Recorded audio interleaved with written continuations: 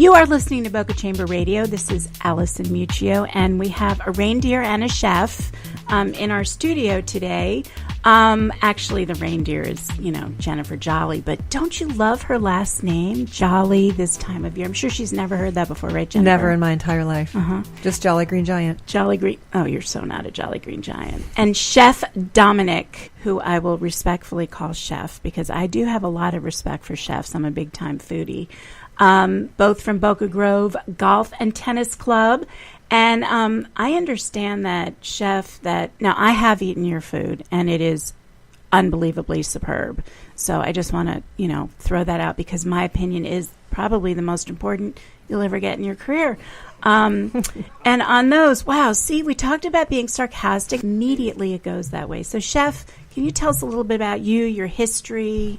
We'd love to hear. And I understand you have a special relationship going back several years with our CEO, Troy McClellan. Yeah, well, thank you for having us here today. I'm looking forward to talking for a few minutes. Well, my history here in South Florida, I arrived here in '94. I came down from Long Island and started in country clubs here. And my history with Troy McClellan goes back to when West Boca Community High School started. We were out there, it was dirt before the building was even put up. Wow. And I was asked to be part of their culinary program in creating that space and equipment and things like that, the program. So I got to meet Troy McClellan and J.C. Perrin, guys like that, and community leaders that helped build that school from the ground up. It was exciting. I'll bet that was. Are you involved anymore with them? Yep, I go out there quite a bit, try to do things with the students in the culinary program. It's a great facility. They have a giant kitchen out there, a lot of equipment.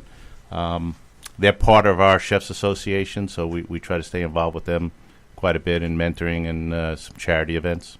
Wow. So do you have any success stories about some of the kids that have graduated from that high school? We have a few. One is my own son. Uh-huh. He's a sous chef at another club in the area, Del Air, Nice. and he went through that program and went on to culinary school from there. We have a few that have ended up at the Breakers Hotel. Wow. Some that have gone to other areas in the country. The great thing about that program is that they were able to get a taste of, sorry, no pun intended here, but, of what the culinary field was like before they went on to college, whether they decided to go to culinary school or just learn a little about cooking and things like that. But gave them a little taste of it. They got to meet some professionals and see what it was like. We had them work at not only our club, but other clubs in the area and hotels, and they got a little feel of what the culinary world was like, and some of them moved on and did other things, and some continued, so it was great. Wow, that's kudos to you. And I know Jennifer's over there chomping at the bit, our little reindeer, because I know you want to just present kudos to the chef, and I'm sure you've got probably some questions you want to ask him. No. Actually, kudos. Well, as we've talked about on the show plenty of times, I think every single show somehow ends up about food because Allison and I both love to eat.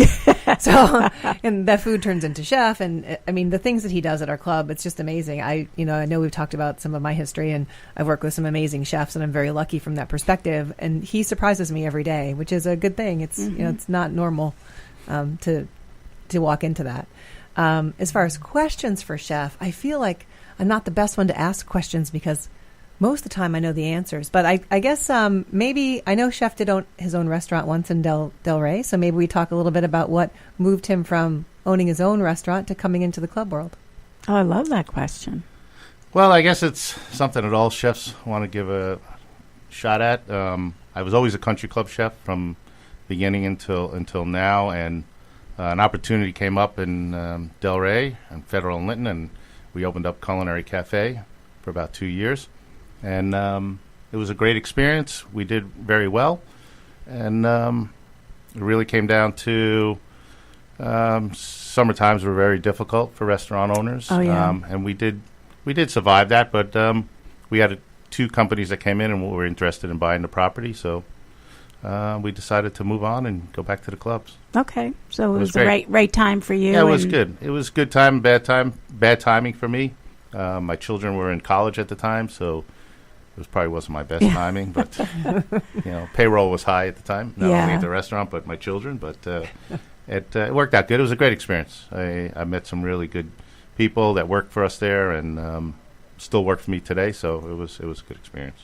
So tell me a little bit about how many people are in your kitchen and some of your specialties, and I'd love to hear about that. Well, I'm very fortunate. I have a really great staff, talented staff. Some of them have been with me since I arrived here in Florida in '94. Wow. Which is really unheard of in a kitchen, that you have staff that stay with you for that long. I have line cooks. I have my chef de cuisine, who's my right-hand man, that we've been together since '94. Very talented group. And the great thing about country clubs, as opposed to restaurants, we change it every day. Every cuisine, we try to change our menus each and every day, if not weekly, because we see members come every day, and they come for lunch and they come for dinner. And there's very few restaurants that you'll go to every day to eat the same food, so we try to change it every day. And having a talented staff that knows me makes it a lot easier. That's great. Jennifer, you have anything that you want to add to that at this point? What about the holidays? I mean, talk about the holidays a little bit. We have about a minute left, and I know that people would love to hear about things that are going on. Sure. So, Chef, why don't you talk a little bit about, I know we do a lot of stuff with holiday buffets this time of year, and I know those are challenging to make different all the time. So maybe how you go through your creative process to make them exciting. Well, the next 2 weeks will be our busiest time, obviously, with families coming into town. And we want them to make us their first choice.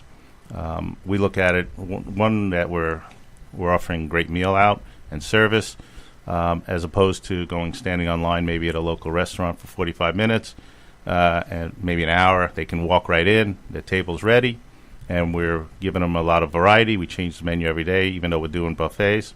But we have other events going on during the day. We have pool parties for the kids. We have camp going on. So we'll have a lot of activities down at the pool. We'll have barbecues. We'll have different stations out there to try to feed the mass group that's coming in. Sounds good. Well, happy holidays to both of you. You too. And it's always lovely talking to the Boca Grove Golf and Tennis Club. And I'm Allison Muccio for Boca Chamber Radio.